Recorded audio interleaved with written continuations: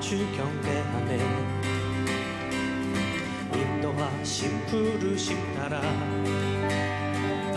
우리의 힘과 계획을 내려놓고 주님만 바라보네. 모두 나와 주 경배하네. 인도하심 부르심 따라 우리의 힘과 계획을 내려놓고 주님만 바라보네. 이곳에서 주님을 예배하네. 여기까지 우리를 인도하셨네. 주의 크신 능력을 우리 붙드셨네. 주님 앞에 나올 때 이곳에서 우리는 예배하네. 행하신 일 다 함께 노래하네. 우리를 돌이키시는 주의 계획 이곳에 세우셨네. 우리를 위해 생명 주신 주 우리 왕께 허물과 죄 고백함으로 주님의 얼굴 전심으로 구할 때 주님 응답하시네. 생명 주신 주 우리 왕께 허물과 죄 고백함으로 주님의 얼굴 전심으로 구할 때 주님 응답하시네. 이곳에서 주님을 예배하네. 여기까지 우리를 인도하셨네. 주의 크신 능력을 우리 붙드셨네. 주님 앞에 나올 때 이곳에서 우리는 예배하네. 행하신 일 다 함께 노래하네. 우리를 돌이키시는 주의 계획 이곳에 세우셨네. 우리를 위해 이곳에서 주님을 예배하네. 여기까지 우리를 인도하셨네. 주의 크신 능력을 우리 붙드셨네. 주님 앞에 나올 때 이곳에서 우리는 예배하네. 행하신 일 다 함께 노래하네. 우리를 돌이키시는 주의 계획 이곳에 세우셨네. 우리를 위해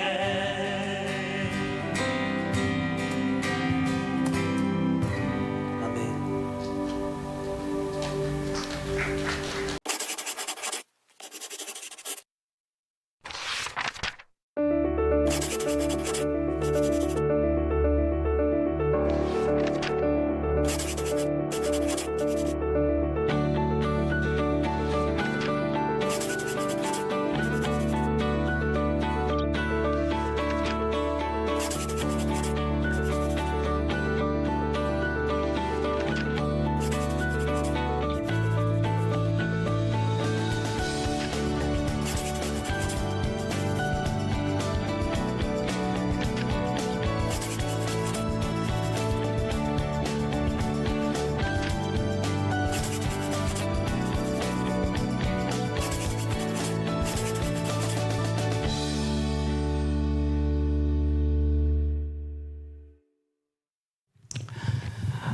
여러분 행복한 삶을 추구하는 거 있죠?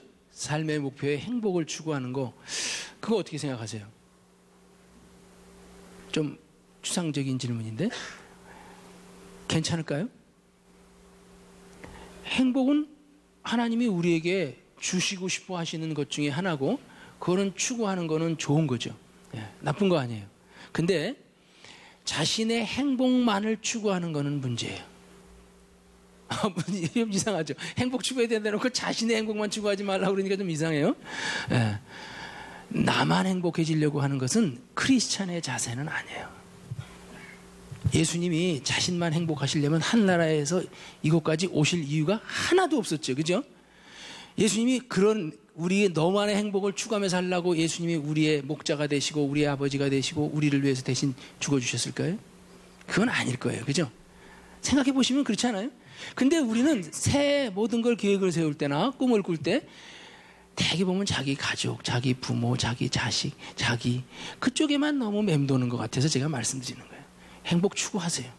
그러나 내가 행복해지려고 하는 건 못지않게 나로 인하여 다른 사람이 행복해지도록 야무진 꿈을 꾸십시오. 그런 차원의 꿈을 한번 꾸시길 바라요. 그게 주 안의 참 소망이라는 것이에요. 아시겠습니까? 자기 자식이나 자기 부모를 아끼고 존경하지 않는 자식이나 부모는 없어요. 그건 같은 촌수예요. 같은 일촌이라 남이 아니에요. 부모 자식 간에는 일촌까지는. 그런데 다른 사람을 내 이웃을 사랑하라고 그러셨지 네 자식을 사랑하라. 성경에 그런 얘기 안 하셨어요. 왜 안 하셨을까요? 필요 없어서가 아니라 말 안 해도 지네들이 너무 지나칠 정도로 하니까. 그걸 집착이라고 그래요. 그건 사랑이 아니라 집착이에요. 그 집착의 대표적인 모습이 지금 우리 주변에 보이고 있지 않습니까? 최순실 씨가 누굽니까? 자기 딸에 대해서 지나친 사랑도 아니야. 그거 집착을 했기 때문에 이런 일이 벌어진 거예요. 얘기 들어보니까 IOC 위원 만들려고 그랬대. 그 딸을.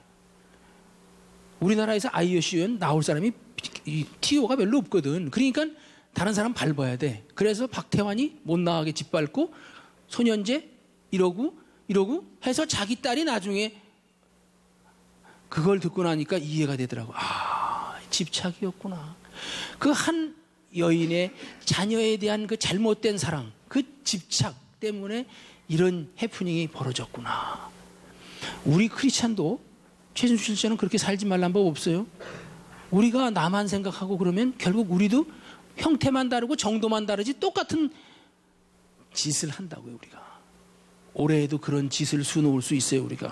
우리 그러지 말자고요. 아시겠죠? 우리는 하나님 안에서 좀 더 주님 안에서의 참 소망을 갖자는 거예요. 참 계획, 야무진 계획. 그것이 뭐냐? 나만의 행복이 아니에요. 나만의 편안함, 나만의 승진, 나만의 출세 이런 게 아니에요. 여러분 여기가 좋사오니 신앙이 있어요. 그런 신앙이 뭔지 알아요? 지금 이 상태가 좋다는 거예요. 베드로가 변화산에서 예수님 따라 올라갔다가 거기서 모세와 엘리야를 봤단 말이에요. 예수님과 함께 있는. 너무 좋은 거야. 예수님이 쫙 그냥 초음부같이 정말 별 볼 일 없이 보이던 분이 확 변화돼가지고 그냥 빛을 발하고 계셨어.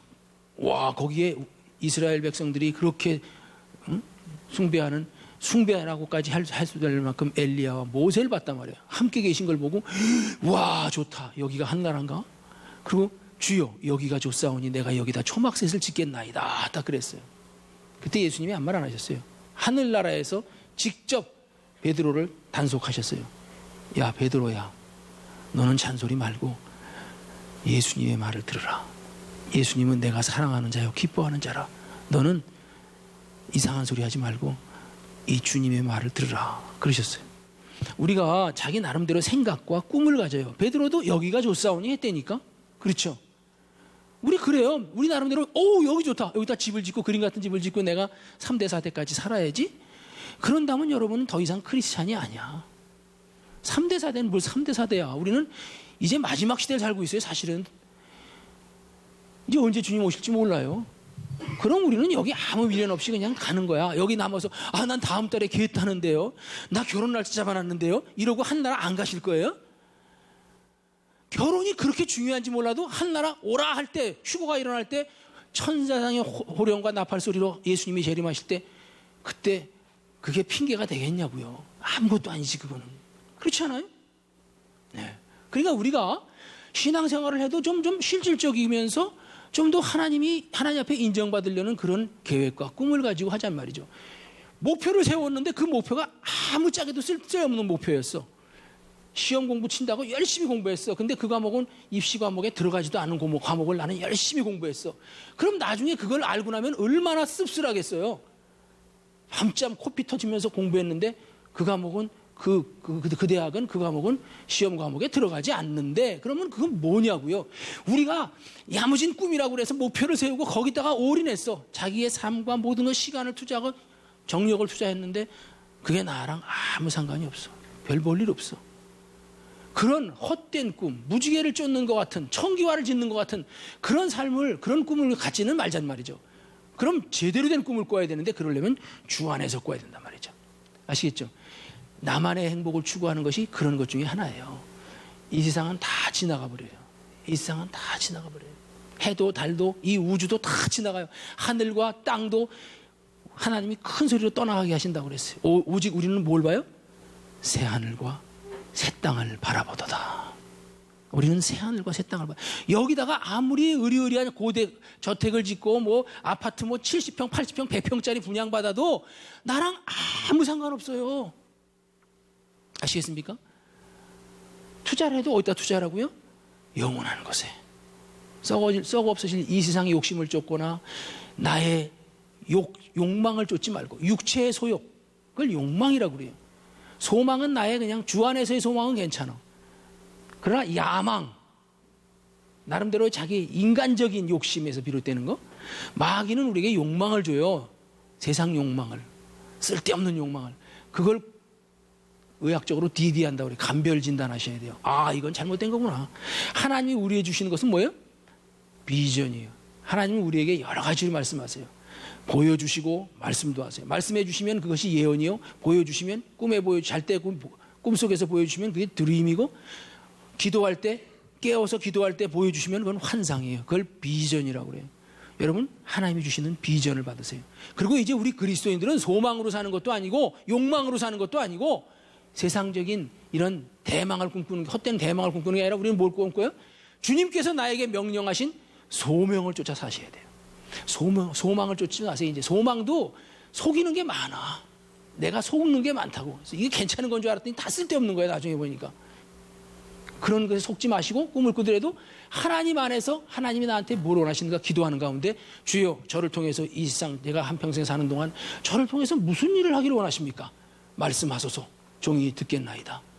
그러면 하나님이 이 녀석 봐라. 보좌에서 일어나세요. 일어나신다니까. 야, 가서 도와줘. 천사 보고 너 도와줘. 거기 아예 배치돼서 오지마. 왔다 갔다 할 것도 없어. 거기 넌 전속 걔를 도와줘. 기도할 때마다 바로바로 응답해줘. 하나님이 그러실 거란 말이에요. 그런 특별 대우를 받으려면 하나님 눈에 들어야 돼요.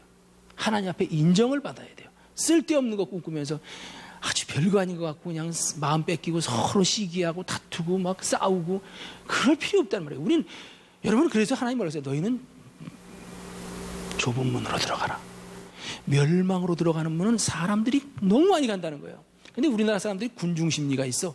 남이 입으면 입어야 돼. 남이 공부하면 가야 돼. 내 아들 남들이 다 태권도 시키면 나도 태권도 시켜야 돼. 바둑 시키면 바둑 시켜야 돼. 안 시키면 뒤처질 것 같고 왕따 당할 것 같고 안 될 것 같아. 그러니까 그렇게 남들 따라서 막 하는데, 여러분, 주님이 분명히 말씀하셨어요. 많은 사람들이 가는 길로는 가지 마라. 그 길은 보나마나 멸망의 길이요. 그건 넓은 문이다. 오히려 많은 사람이 가지 않는 좁은 문을 택하라. 그 길은 협착하다. 그러나 힘들고 좀 외롭고 좀 바보 같고 내가 그렇지만 그 길이 진짜다. 그 길을 찾아봐라는 거야. 그런 안목에서 여러분 계획과 꿈을 세우시기 바라요. 제가 아주 쉬운 요령을 몇 가지 가르쳐 드리고 있어요. 그죠? 어떻게 해야 하나님이 원하시는 길일까? 성경에 이미 나와 있는 걸 제가 좀 다른 각도에서 좀 쉽게 여러분에게 지금 말씀드리고 있어요. 이 세상에서의 육신의 안일함과 편안함을 쫓지 마세요. 이 세상의 행복을 쫓지 마세요. 하나님은 우리에게 행복을 주시지 않으세요. 제가 언젠가 1회 때인가 2회 때인가 말씀드렸어요. 행복이 뭡니까? 영어로? 해피네스예요. 해피네스. 해피네스는 어디서 나왔다 그랬죠? 해픈이라는 동사에서 나왔어요. 해픈은 뭐냐? 어쩌다가 발생하는 걸 해픈이라고 그래요. 해프닝이라고 그러죠. 해프닝. 그죠? 이런 일이 발생했어. 해프닝이야. Do you happen to know the way to the post office? 그러면 혹시 당신 아십니까? 우체국으로 가는 길을 아세요? Do you happen to know? 이거 관용구예요. 외우세요. 당신 혹시 아세요? 이럴 때 Do you happen to know? 하고 뒤에다 붙이면 돼. 뭐. 그 사람 아세요? Do you happen to know him? 그 사람 아세요? 혹시 아시냐는 거야. 그럼 뭐냐? 어쩌다가 발생하는 게 해픈이고 그것이 해피니스. 그래서 원래 해피니스를 쫓는 사람들은 행운을 쫓는 거예요. 행운은 어쩌다가 생겨나는 보장되지 않은 거예요. 보장되지 않았어요. 그러나 축복을 쫓으세요. 하나님이 우리에게 주시려는 것은 행운이 아니고 행복이 아니고 축복이에요. 축복은 뭡니까? blessing. blessing 영어로. blessing은 어디서 나왔다고요? 동사가 bleed. 피 흘리다. blood가 피죠? bleed. 피 흘리는 거예요. 예수께서 피 흘리셔서 우리에게 보장해 주신 축복. 그게 blessing이에요. 거기는 누군가의 희생이 있었어요. 저는 여러분에게 행복하세요라기보단 주님의 축복을 누리세요. 난 그렇게 권하고 싶은 거예요. 인사를 해도. 왜 해피니스는 어쩌다 생겨나는 거고 그거는 별로 내가 행복하세요 그래도 행복할 확률이 적어. 그러나 하나님의 복을 누리세요. 축복을 누리세요. 그러면 하나님이 보장하신 것이고 내가 또 다른 사람을 축복하려면 사실은 입으로만 하면 안 돼요. 축복 속에는 나의 피 흘림이 들어가야 돼요. 나의 희생과 나의 섬김이 있어야 그 사람을 우리가 축복할 수 있는 거예요. 축복은 말로만 하는 게 아니에요. 사실은 제가 여러분을 축복하고 있어요. 이런 자리를 통해서. 왜? 그게 내 역할이니까. 하나님이 그걸 하라고 그러시니까. 돈 들여서 시간 내서 준비해서 막 해갖고 와서 이걸 나누는 거예요. 여러분을 지금 저는 축복하고 있는 거예요. 여러분이 이걸 받으시고 그걸 자신의 삶에 적용하시는 분은 하나님의 그 쇠하지 않는 영원한 축복을 누리시고 여기서만 끝나고 일회용으로 끝나는 게 아니라 한 나라 중 건너편까지 가서도 여러분에게 계속 유익을 주고 여러분을 높여줄 수 있는 그런 복을 누릴 수 있는 거예요. 아시겠죠? 그러니까 우리가 이 세상에 너무 매이지 말자. 우리의 생각을, 우리의 패러다임을 좀 바꿀 필요가 있어요. 우리는 우리 생각만큼, 생각하는 만큼 우리는 뭘 이룰 수 있고요. 생각하지 못한 것은 우리가 만들 수도 없고 경험할 수도 없어요. 그러니까 우리 생각을 항상 주 안에서 넓혀야 돼요. 그리고 이 세상 사람들의 생각이나 이런 것을 쫓아가면 안 돼요. 로마서 12장에 보면 하나님 그러셨어요. 너희는 내가 하나님의 모든 자비하심으로 너희를 권하노니 너희는 너희 몸을 하나님께 너희 몸을 드리라. 이는 너희에 드릴 영적 예배니라 그랬어요. 그러면서 너희는 이 세대를 본받지 말아라. 너희는 다만 마음을 새롭게 함으로 변화를 받아 하나님의 선하시고 기뻐하시며 온전하신 뜻이 무엇인지 분별하도록 하라. 어떻게 하라고요? 마음의 변화를 받아. 너희들의 마음, 이 마인드셋, 이 사고방식, 생각하는 이 틀을, 사고의 틀을 바꾸라는 거예요. 세상 사람들이 보는 것처럼 이 세상만 바라보지 말고 멀리 보고 위의 것을 바라보고 그러면서 사고의 틀을 새롭게 하라는 거예요. 그래서 정말 하나님이 뭘 원하시는지 기뻐하시는 게 뭔지 그거를 추구하라는 거예요. 제가 오늘 말씀드리는 메시지도 그거예요. 이 세상은 잠깐입니다. 이제는 우린 노후 준비 이런 것도 좋지만 사후 준비를 해야 된다는 말씀 드렸죠. 여러분 이 세상 사는 동안에 그럼 어떻게 사는 게 잘 사는 거냐를 좀 더 구체적으로 말씀드리면 우리가 다 내려놓을 필요가 있어요. 내가 계획했던 것들 일단은 한번 다 내려놓을 필요가 있어요. 그래야 보여요. 그래야 보여요. 나를 초월하지 않으면 보이지 않아요. 나라는 그걸 계속 틀에 갇혀 있으면 우리는 누릴 수도 없어요. 그래서 예수님이 뭐라 했어요? 나를 따르고자 하는 자는 먼저 예수님이 뭐라 그랬어요? 신학교 가서 신학 공부하고 이러고 안 하셨어요. 뭐라 그랬어요? 자기를 부인하라는 거예요. 자기의 유익만은 쫓고 자기 하는 그 틀을 깨라는 거예요. 그리고 나오라는 거예요. 네 우물에서 나오라는 거예요. 그리고 십자가를 지라는 거예요. 나를 쫓을 때 자기 십자가를 지고 쫓으라는 거예요. 그러니까 우리가 이 세상에서는요. 이 세상에서 행복을 쫓는 게 아니라 이 세상은 내세를 위한 준비 기간이에요. 그러니까 어떻게 해야 돼? 이 세상에서 우리는 이 세상에서 행복을 추구하는 것은 누리게 하세요. 이 세상에서. 근데 그걸로 끝나요. 그러나 죽은 건너편까지 가려면 하나님이 요구하시는 것은 너 자신을 벗어나서 너만 행복하지 말고 다른 사람을 복되게 하라는 거예요. 우리는 이 세상에서 내가 높아지려고 하지만 그런 계획은 누구나 세워요. 그러나 크리스찬은 이제 내가 누구를 세워줘야지, 누구를 높여줘야지, 내가 올해에는 내가 다른 사람을 위로해주는 사람이 돼야지, 다른 사람을 격려해주는 사람이 돼야지, 칭찬해주는 사람이 돼야지, 다른 사람을 나 때문에 행복해지는 사람이 많게끔 돼야지. 이런 계획을 세워보세요. 그럼 하나님이 여기 하나 있다. 여기 또 하나 있다. 그런 사람이 드물거든. 반짝반짝 빛나요. 그런 사람 하나님이 하늘나라에서 보셨을 때 그런 사람한테 하나님이 특별 대우가 들어가요. 그런 사람은 자기 때문에 고민할 필요가 없어. 이미 그거는 기본을 채워주셔. 하나님이 다른 사람을 섬기고 다른 사람을 높이는 삶을 살 수 있도록 기본적인 모든 것들을 기본으로 다 서포트해 주세요. 믿으십니까? 이걸 경험하시길 바래요. 새해에는 여러분이 나를 위해서 막 내가 어떻게 이거 하려고 해. 그러지 말고 어디 나가 계신 선교사님 내가 후원해야지, 내가 하루 한 끼 들 먹더라도 내가 그거 해야지, 이런 마음을 한번 가져보세요. 이게 별거 아닌 것 같지만 하나의 마중물과 같은 거예요. 이걸 시도하다 보면 점점 큰 것도 할 수 있고, 근데 적은 것도 못하면서 큰 거, 하나님은 작은 일에 충성했을 때 더 많은 일을 맡기세요. 적은 일부터 맡기세요. 한꺼번에 많은 일 맡기지 않으세요?